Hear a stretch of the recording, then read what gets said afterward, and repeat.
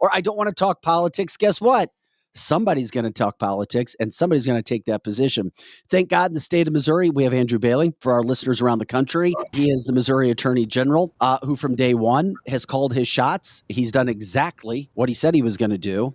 Reminds me of another very popular politician running for president these days. Go figure, a man who says he's going to do what he's going to do, and then he goes and does it. Andrew Bailey, good morning. Thanks for jumping back in with cancelthisshow.com. Congrats on this Circuit of Appeals decision that you got, Circuit of Appeals court decision regarding First Amendment overreach by the Biden administration, the federal government, when it came to COVID. Can you explain for our listeners and viewers around the country right now what you were able to do in Missouri, at least at this point in time? Yeah, well, thank you for having me on. This is a huge win for our First Amendment right to free speech. We filed the suit Missouri v. Biden and have uncovered a relationship of coercion and collusion from the federal government at the very top level of the White House across a spectrum of federal agencies targeting conservative speech on big tech social media for censorship. The government made demands, big tech acquiesced to those demands, and Americans' constitutional rights were violated, and we all suffered for it. We took 20,000 pages of evidence that we got in discovery, numerous depositions. So we took all that evidence, and back in May, we went to court, we put the evidence on, and we asked the judge to lay the first brick in the wall of separation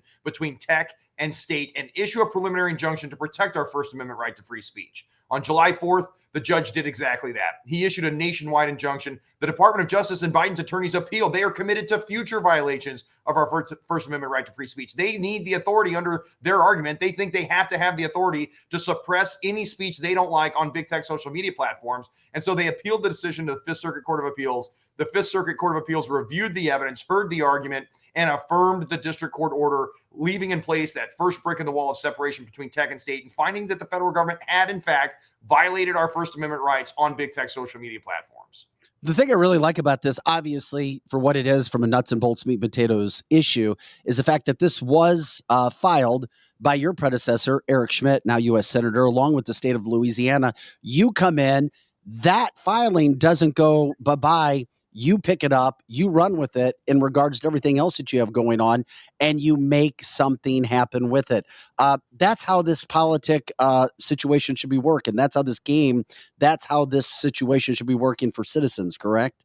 Yeah, absolutely. And, my predecessor, Eric Schmitt, leaves behind a legacy of excellence that I'm proud to carry on. We took what he started, we expanded it, and got it across this finish line. And I know he supports the efforts because he laid the foundation for it. And so just so proud to have taken over the office and have so many great issues and that legacy of excellence to carry on behalf of the people of the state of Missouri. This is a huge win. Look, the harms that radiated from the censorship enterprise at the federal government extend to every user of big tech. It's important to remember the First Amendment doesn't just apply to speakers, it applies to listeners as well. And let's remember, all the information that was censored at the federal demand was truthful information. So how many people out there on big tech social media platforms were deprived of necessary information upon which to make decisions at the ballot box or personal healthcare decisions because of Biden's censorship enterprise? So everyone was harmed. And that's exactly what the court found. That's why the nationwide injunction is so important. We're talking with Missouri Attorney General Andrew Bailey. One of my favorite quotes that you had was, you said, Missouri will continue to lead the fight to defend our most fundamental freedoms. And we need that when we have attorney generals at states, when we already know that there are so many attorney generals across this country who are funded by George Soros organizations, not in the state of Missouri. That's not happening. Andrew, where do we go when we move forward from this standpoint? Because the way I read it, and correct me if I'm wrong, is this a done deal or is it being appealed? Well, I think the Department of Justice will appeal. I think that it's going to go up to the United States Supreme Court. I think that that's exactly what the Fifth Circuit found. The Fifth Circuit opined that President Biden had orchestrated a censorship campaign on a magnitude never seen before in this nation. That means it's the worst First Amendment violations in this nation's history. It has to go to the United States Supreme Court. And I'd point out, too, let's add some historical context here. In 1798, the second president of the United States, John Adams, and his Federalist cronies instituted this Alien and Sedition Act, which was a statute that allowed them to imprison anyone that questioned their foreign policy. That was bad. But what the court found was that this case is much worse. And that's why I think long-term, this will be codified as a monumental decision in the edifice of constitutional law that law students will be studying years from now and celebrating the restoration of our right to free speech absent government censorship. So Andrew Bailey, you're fighting the fact that did I hear you say 20,000 pages?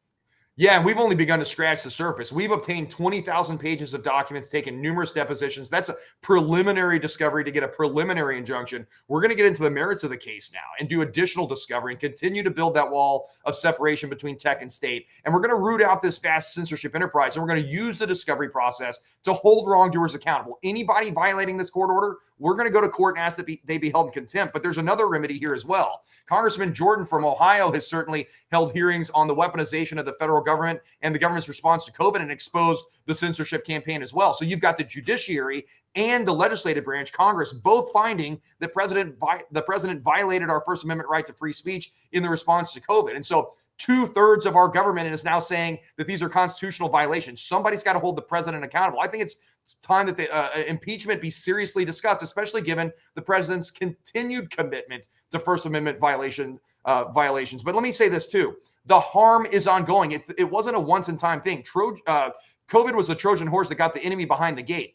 But think of how many people are self-censoring today because the federal government demanded that big tech change their terms of service and change their algorithms to silence conservative speech. So how many people today are afraid on big tech to talk about Donald Trump, afraid to talk about COVID, afraid to question the integrity of an election for fear of being shadow banned, deplatformed, or kicked off the platform? That is self-censoring that's going on. Yes. Our listeners and viewers, A.G. Bailey, we're dealing with it. We have a lot of people who talk about this on a daily basis, which is why you're a breath of fresh air, especially on a gray Tuesday morning, September 12th, to see that somebody's actually doing something. Because, when you run for office, when you're in a political position, whether it's one associated with law as you are, or it's another one, you don't know all the time what your politicians are doing because we're not with you on a daily basis. Fortunately, we're able to see what you're doing. And there's another issue I wanted to bring up because I know we only have 2 minutes left with you. Yeah. And you just say, guys, I got to get out. That's fine. We don't take it personal. It's something else that has come out of your office. And that's now that Washington University is no longer going to be prescribing those puberty blockers or cross-sex hormones to minors for gender transition. And that started with your office in the Show Me State.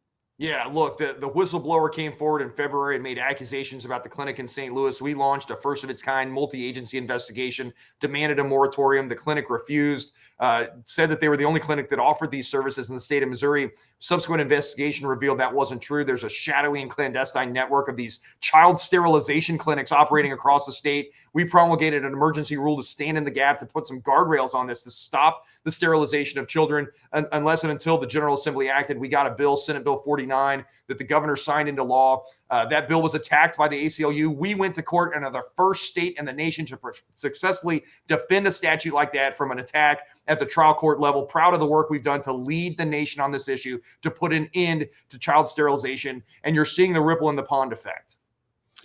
As a parent, this is absolutely a wonderful thing that you're doing. And I am so happy that you're doing all of this. I don't see any other state or any other politician that has literally come out of the gate running. You aren't just skipping along. You are running and have done big, big things. And I know I greatly appreciate you. Well, thank you all so much. Always appreciate you all and having me on.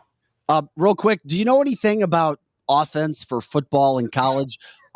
You're a Missouri grad, as I am, and I like Coach Drinkwitz at Mizzou, and I know you know him. And I'm just curious if you know anything or anybody in your office, because it seems like you can do no wrong these days. Please give him a call, because I got a little worried when I was at Parents Weekend this last weekend watching my Missouri Tiger football team. We're going to need a little bit more to take on K-State this weekend, that's for sure. Hopefully they were just keeping the playbook under wraps and they'll expand it. But yeah, we're going to need more firepower to compete in the SEC. So many times like that, that's for sure. Attorney General Andrew Bailey, we appreciate it. Thank you so much for joining us. And please keep us posted. Maddie does a great job keeping us updated on everything. And thank you again for a last-second interview where you're able to give us the time, because not everybody's able to do that, but we appreciate you making the time for us. Always appreciate you guys and what you do. Talk soon. All right. Thanks again. Thank you.